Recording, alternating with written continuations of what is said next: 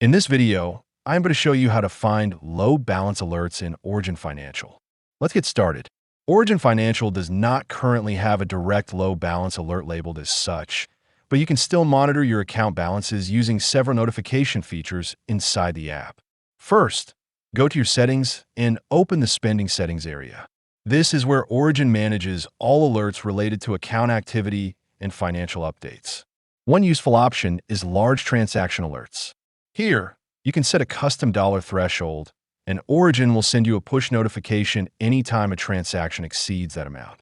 While this is not a low balance alert, it helps you quickly spot significant changes in your account that may affect your available funds.